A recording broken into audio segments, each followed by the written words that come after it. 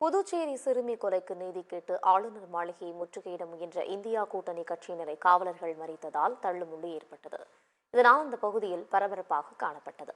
முழு அடைப்பு போராட்டத்திற்கு மத்தியில் ஆளுநர் மாளிகையை நோக்கி வந்த இந்தியா கூட்டணி கட்சியினர் ஆளுநர் மாளிகையை முற்றுகையிட்டனர்.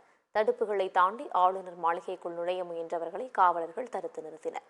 அப்போது காவலர்கள் அவர்களை தடுத்து நிறுத்திய போது தள்ளுமுள்ளி ஏற்பட்டது. போதைப்பொருள் புழக்கத்தை கட்டுப்படுத்த தவறிய புதுச்சேரி அரசை கண்டித்தும் முழக்கம் எழுப்பிய இந்தியா கூட்டணி கட்சியினரை காவலர்கள் கைது செய்தனர். இதனால் அந்த பகுதி பரபரப்பாக காணப்பட்டது.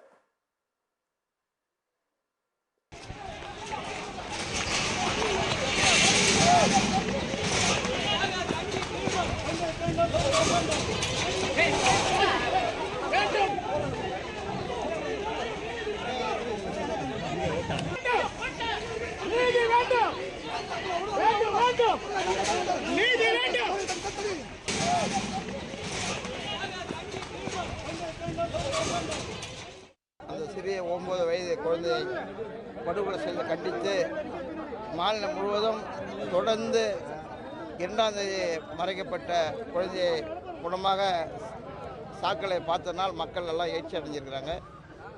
மத்திய அரசாங்கம், மாநில அரசாங்கம் இன்றைக்கி மகளிர் தின விழாவிலே இன்றைக்கி இப்படிப்பட்ட கொடுமை நடக்குதுன்னா மோடி அவர்கள் மகளிருக்கு பாதுகாப்புன்னு சொன்னார். ஆனால் மகளிர் தின விழாவினைக்கு புதுச்சேரி மாநிலம் முழுவதும் இன்று தொடர்ந்து கண்டன ஆர்ப்பாட்டம் நடந்துக்குன்னு சொன்னால் மகளிருக்கு ஒரு பாதுகாப்பு இல்லாமல் நிலையில் இருந்து கொண்டிருக்கிறது. இந்தியா முழுவதும் மகளிருக்கு பாதுகாப்புன்னு சொன்ன மோடி அவர்கள் 33% மக்களை ஏமாற்றினார்.